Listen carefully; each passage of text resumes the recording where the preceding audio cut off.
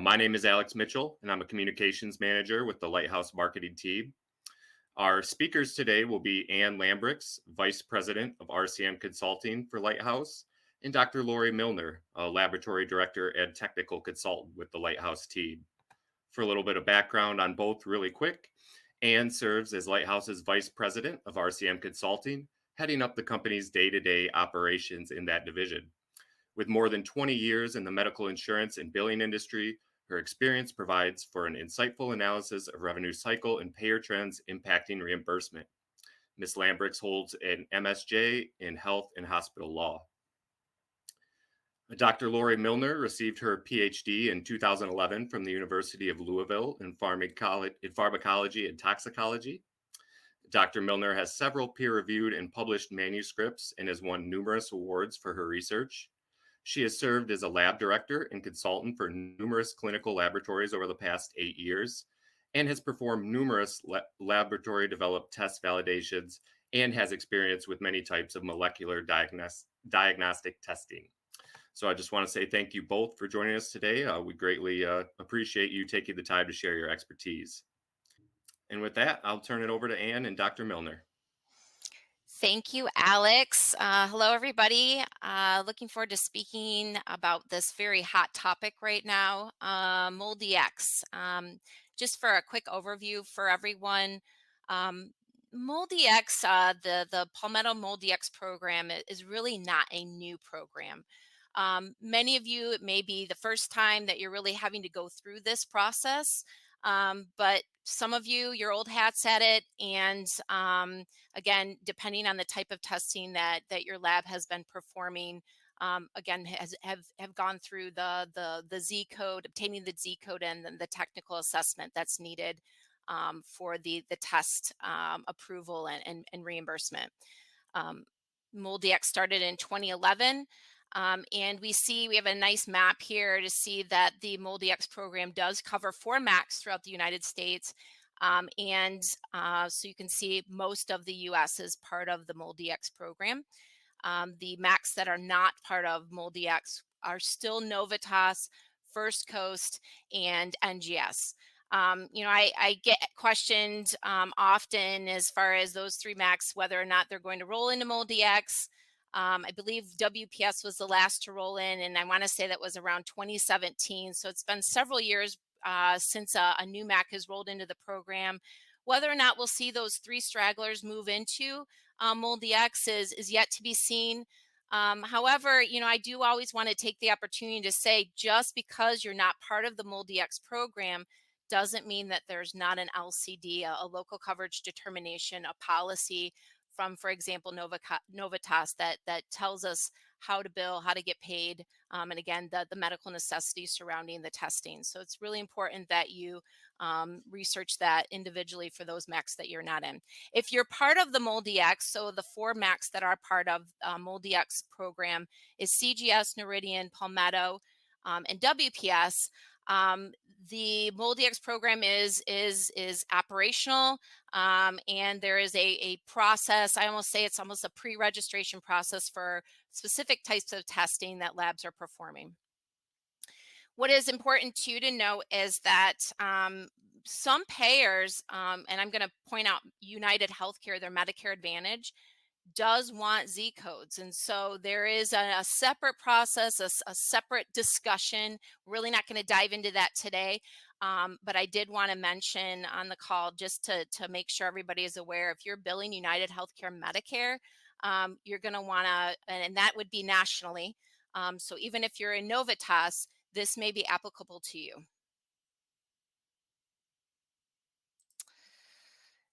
What has everybody probably on the call really up in arms is the movement for infectious disease testing, the multiplex nucleic acid amplification test panels for infectious disease testing. We have now seen that those the MACs within the MolDX have created policy that rolls infectious disease testing under the MolDX umbrella. And we saw that the notification period started in March with the effective date on April 17th, 2022. It's been a real wild ride. If I say that 3 times fast. As far as this policy, it was rolled out quickly, and they meaning the Palmetto MolDX has changed the effective dates, or the, I would say, the implementation, or whether or not they're going to enforce MolDX a couple of times for different MACs. So as of today, for Noridian and CGS, your effective date for this program to roll, if you are testing for infectious disease, and I'm just speaking infectious disease only, the effective date for this policy has changed to June 2nd, 2022. We did see for a short time where they had pushed it out to July 16th. They have recently now pulled that back, and now they're looking at June 2nd. So folks, we have a few weeks. Actually probably 2. I think June 2nd's next week already. And WPS and Palmetto are still effective April 17th. The only thing that's a little bit different here is MolDX has indicated that they will not enforce the Z-code application, meaning it needs to be on the claim, until they did not enforce it till May 17th. So that has since passed. So if you are billing for infectious disease, you're part of those 4 MACs, you will be required to have that Z code on your claims if you are submitting. Just a quick rundown of the ZCode process. We kind of broke it out. There's 3 separate processes. Number 1, the most important, is to make sure that your lab is registered with the Diagnostic Exchange. That's really not that difficult. Just a couple of things that we wanted to mention. Only 2 people can have 2 users per lab can access. So we really want to make sure that somebody on your technical team is part of that registration. And then once that registration is complete, it could take up to 10 days to receive your login. So if you haven't started this process yet by registering your lab, it's imperative that you do so. We are at a tight timeline. We will have to hold claims. And so you really need to make sure that your lab is registered. That's step number 1. Again, not super difficult, but it's important that you do it. The next is registering your test. So this is really where we get into the Z-code application. You will need to go and register each one of your tests, again, that are part of that MolDX. Right now, infectious disease is the topic of the day. If you're doing other types of testing and you're not sure if it requires a Z-code, please let us know and we can guide you on that. But right now, infectious disease, if you are performing infectious disease, you will need to register those tests, and you'll need to add information such as your test ID, title. If you're the performing lab, there's numerous fields that need to be completed. Dr. Milner, I'm going to pick on you for just a moment because, again, I think it's really important for labs to understand that this test registration piece is super imperative that it's done correctly, because if it's not, it could impact our technical assessment. Would you agree? Yeah, some of the fields are pretty much the same between the 2, the test registration and then the technical assessment. So you just want those 2 to make sure that you're doing them, that your answers match. There's no confusion to the reviewers. Right. So again, we really are advising that you have a technical partner, someone that is that understands the clinical piece of your testing, to even be part of that test registration. Because some of the questions, and again, Dr. Milner will kind of talk through some of that later on in the slides, but some of the questions, it's very important that that information is completed correctly. What will happen is once you register your test, you will receive then that Z code, but that doesn't mean you're done, unfortunately. The Z code, you will get that Z code, but you cannot bill until you complete that technical assessment.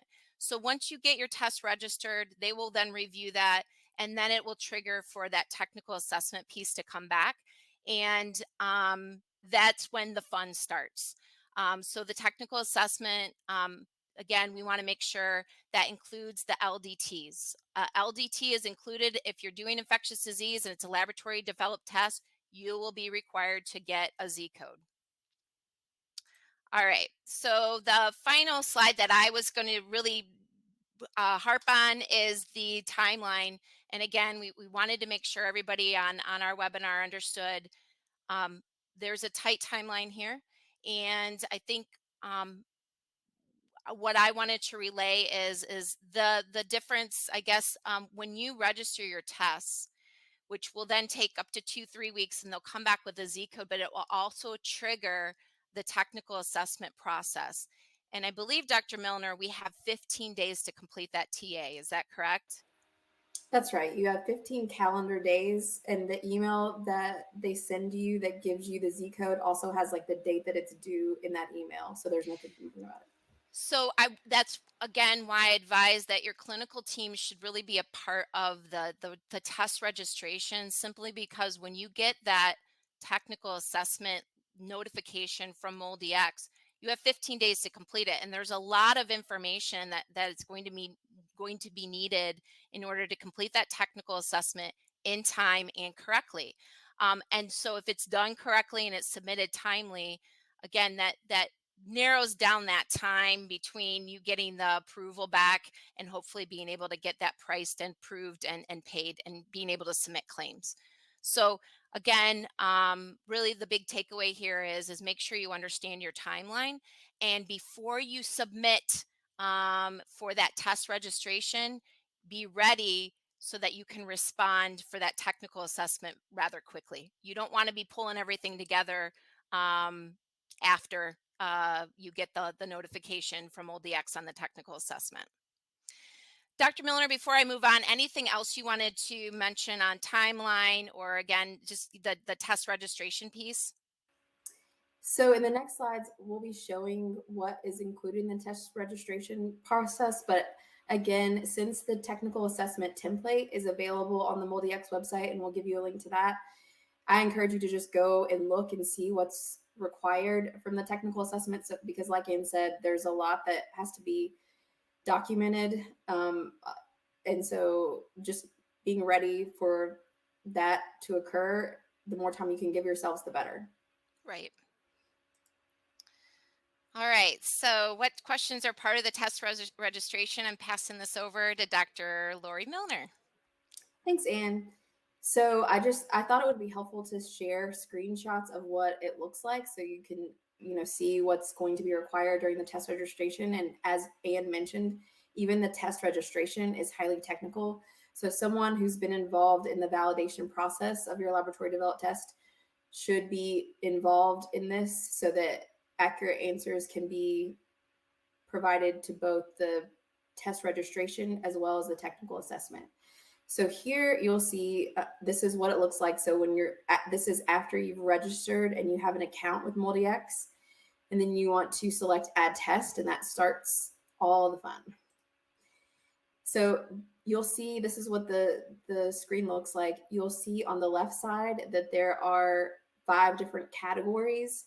So I'm just going to take you briefly through these different categories. The first category is general, then clinical, then categories. There's a financial section, and then an advanced section as well.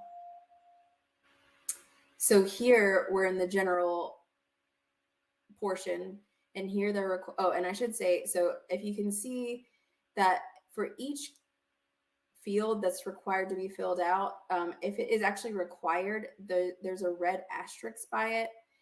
And there's also a question mark. So the question mark, if you're doing this in real life, if you hover over the question mark, it gives lots of specific information about what they're looking for. So for example, in this test ID question mark, it says that they're looking for, if you're using a LIMS system, then that test ID that's provided in the LIMS system would be appropriate here. But if not, if you don't have a test ID that would be appropriate to fill here, then one will be automatically generated for you.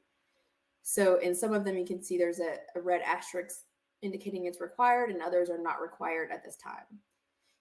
So test ID, and then we have test title. Are you the performing lab, and so forth? And of course, it's asking, is this test going to affect Medicare beneficiaries? Because of course, that's what we're looking at here. And then the next slide talks about the sorry, it's really small here and I'm having trouble seeing it. Let me. If it helped to expand, Dr. Miller, you can do it in the upper right corner to Oh, make okay. those slides full screen. Perfect. There we go. And so the next one is looking at the molecular components or analytes. And so here would be appropriate to fill out all of the different targets that you're looking at. And then the next one is variants and mutation types, which may or may not be applicable here. And so if it's not applicable, then you can select NA. So moving on, so now we're in the clinical portion of the test registration. And so it's asking, is this a 510K cleared assay? It's asking for FDA documentation. If so, are you doing a modified FDA assay? Is this a kitted device? And then the next one is the category. So here you're going to pick from mostly pre-filled lists. So the first thing is asking for test type. In many cases for these infectious disease assays, we're going to be selecting diagnostic, but of course that may not be true for your assay. That's just an example. And then the next one that they're asking for is the disease or disorder that we're looking at here. And so for many of these, it's going to be infectious disease, any type, but of course that may be different for your assay. The next one is the methodology. And of course, someone who understands the assay should be selecting this, but for many of these applications, it's PCR real-time or PCR real-time reverse transcriptase. And so it's just important that, again, someone technical be involved to help make these selections. Then we're going to get to the financial part. And if you want to speak to where they might find these CPT codes and the HCPCS codes and so forth. Yep. So the CPT codes would be if you want to enter what you're currently using to submit or bill for your infectious disease tests. You would add those CPT codes. And again, if you're using multiple codes, you would just start to enter the code and it will pull up like pre-populated information that you can select. And it will start filling in, and you can do multiple codes. If you needed to remove a CPT code from your list, you just click on that remove. The HCPCS code I don't believe there's any applicable HCPCS codes for infectious disease. So you can leave that blank. And again, this is optional. And so, you know, I really asked if whether or not this is going to, we thought maybe if we completed this, that maybe it would go and they would not require the technical assessment, but that's not the case. So regardless if you put these CPT codes or not, you will still most likely get triggered for the technical assessment. And so again, it's important that you if you want to enter that in, you can, or you don't have to. It's not required, and there's no benefit, I think, for adding it. So if you want to add it, it's more for your own resources or reference. That's the word I was looking for. Reference. And the same with your price. It would be your list price. Okay, great. Thank you. And then the last category here is the advanced category. And so this is really going to get into the nitty gritty of the assay itself. So it's asking, is there an algorithm involved? And then it's asking for comparable test assay. It's asking for specimen information, handling instructions, estimated turnaround time, patient instructions for collection of the sample. And then finally, clinical validity, precision, sensitivity, specificity, positive predictive value or negative predictive value. And with that, you can submit your registration. So like Anne mentioned, once you submit the registration, the test registration, you will then receive a Z-code. We've seen it to be about 1 to 2 weeks, something like that. And then once you get the Z-code email, it gives you a date that your technical assessment is due. And so the technical assessment is just on the MolDX website, so you can go access it today. Here's what the link looks like to access that technical assessment form. And if you're doing one of these syndromic infectious disease panels, then it's the MIDPF019. And just be aware that there have been 3 different versions so far. So we're on V3 right now. So make sure that if you've downloaded that previously, that you get the newest updated version. And I'll just say, from having filled out a few of these now, I found that the trickiest part was, number one, they ask for listing all of the patient samples that were tested individually. So make sure in your validation that you've compared actual patient samples, with another laboratory, so that you can include that in the technical assessment. And then also, a tricky part, I think, is that they're asking for confidence intervals with those comparisons. And I find that in some validations, maybe that hasn't been done, but that's fine. You can always, even if it wasn't calculated in your initial validation, you can always go calculate those.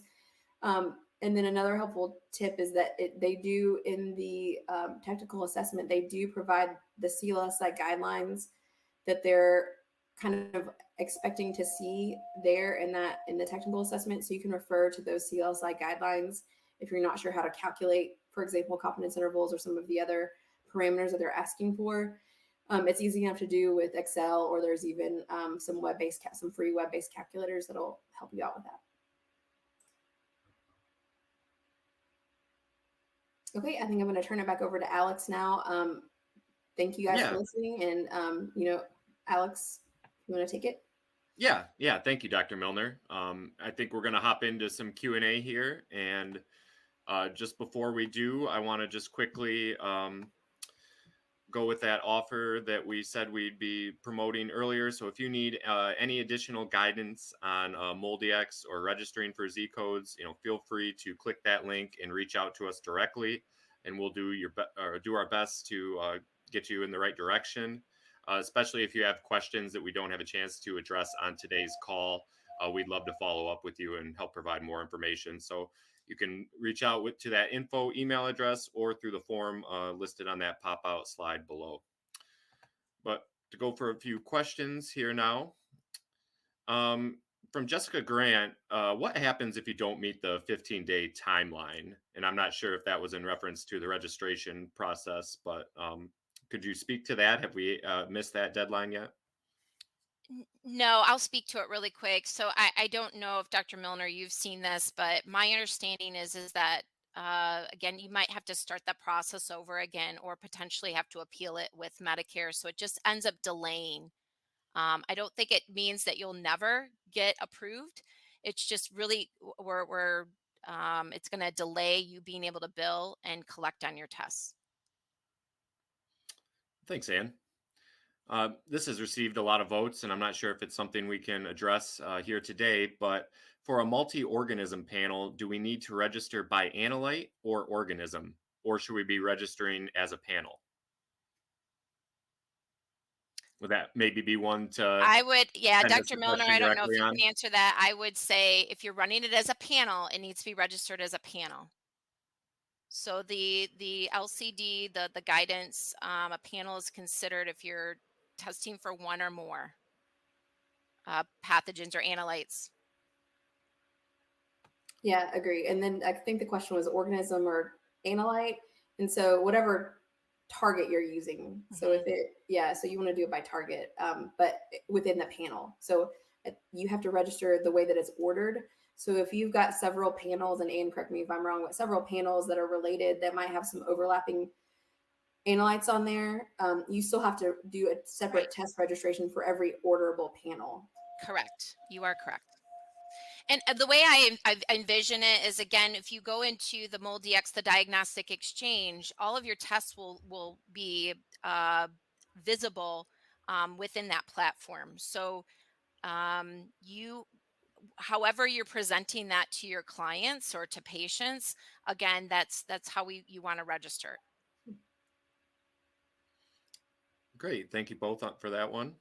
After the from Ms. Jameson here, after the technical assessment process, will they approve which CPT codes are to be used for billing? I'm going to step in really quick. As far as I want everybody to understand the process for CPT codes within MolDX. So once you register your test, you will receive a Z code, and you will also receive a CPT code from MolDX. Most likely, if it is the UTI wound, if you're doing a STI testing, I'm trying to think of the one other one that doesn't have the panel code, but they will require you to bill for with 87999, the unlisted. MolDX will provide you the appropriate CPT code that they want you to bill with, along with the Z code. You will no longer be able to stack. So the way that most labs I know are probably doing this prior to this LCD is that they were billing with the individual CPT codes for the pathogens that they could identify that had a CPT code, and then using the 87798. That will be going away. MolDX will assign a CPT code, and you must put that on your claim with the appropriate Z code, because that all links back to the test that you registered and the reimbursement and coverage that they assigned. Thanks, Ann. Mhm. Think we've got time for a couple more here, so I'm gonna. Are nail and wound panels going to require Z codes? Yes. Per the LCD, it really talks specifically about the LDTs and if it's an FDA approved, and they really go into the respiratory, the GI, and there's a handful of other, but I'm going to pick on respiratory and GI. Respiratory and GI have the CPT panel codes assigned. And so you would use respiratory 87631 to 87633, dependent on the number of pathogens within that panel. There's already a panel CPT code included. If you look in the language within the local coverage determination, again, if you're running a panel and it does not have a panel CPT, which would be UTI wound, STI, and nail, then it should be coded at the 87999, which unfortunately, folks, that's going to require the Z code. So if you're running the the UTI, wound, STI, and nail fungal, regardless of the panel size, you will need to go through the process of getting a Z code. If you are running a respiratory GI, and there's a couple of other tests within the LCD. If you have questions on those, it's really respiratory and GI that I'm going to target on this call today. Those, if you are running an FDA approved 3 to 5 pathogen panel, it does not require a Z code. But if you are doing an LDT for a respiratory, you will be required to get a Z code. If you are unsure if you need a Z code, please let us know, and we'll help walk that through, walk it back with you, and figure it out. It's a great explanation there. Thanks for getting into the weeds a bit, Ann. And then just to wrap it up here, I think we're gonna kind of combine a couple questions that I've seen, and look forward at MolDX and what may be coming down the pike. But when might this be applied to NGS, and when might we see the MolDX program in general expand nationally? Again, I feel like I look at my crystal ball and try to guess this, and I would have thought that more would roll into the MolDX platform by now, simply because, again, this is a way that Medicare can rein in the utilization of these tests. I feel like this infectious disease has been primarily some data mining. We've seen the evolution of testing, especially with COVID. We had a lot of labs get into COVID, and that was like a natural projection or progression to go into infectious disease. So within the last couple of years, we've seen a huge spike, or the payers have seen a huge spike in spending toward infectious disease. So rolling this through the MolDX, it gives them its data mining. They're able to look at what everybody's doing and start to develop policy and best practices surrounding this testing. It is a really again from a operational perspective for Medicare, to me it makes sense. I am surprised that we haven't seen more go through. But what we will see, and I will put money on it, Alex, we will see that within the next couple of years, Novitas, First Coast, and NGS, even if they don't develop or roll into MolDX, they will develop their own policy. And folks, it might be even harder to achieve simply because with the MolDX, at least you go through this technical assessment piece and you get your Z code. So it's really then doing the heavy lifting up front. Whereas usually, going through the Novitas and trying to figure out what they mean in their local coverage determination and what they will pay for, it does leave a lot of misinterpretation and assumptions that unfortunately we end up seeing on the back end with denials and trying to appeal. So I do expect, and we do see that there's been most recently a new LCD proposal within Novitas for GI panels. So be on the lookout for that. If you haven't seen that, let me know. We have a nice write-up on it. And again, expect that we will see the same for, NGS and First Coast. So although not rolling into MolDX, we're going to see further development of policy for infectious disease with the non-MolDX MACs. I guarantee it. Well, thanks for prognosticating there a bit for us, Anne. Sure. Okay, I think that takes us past the half-hour mark, and we're going to go ahead and give you folks some time back for your lunch hour. I just want to say thank you again, both to Anne and Dr. Milner for joining us. We greatly appreciate your time today. Just very quickly, to promote next month, we will be doing a webinar on the current state of wages and morale among medical laboratory professionals. We at Lighthouse conducted our first wage and morale survey this spring and received responses from more than 1,000 medical laboratory professionals. So if you would like to join us for that webinar, you may register on the slide out right there, and there will be multiple opportunities throughout the month to do so as well if you follow our social media channels. So with that, thanks again to everyone, and enjoy the rest of your day.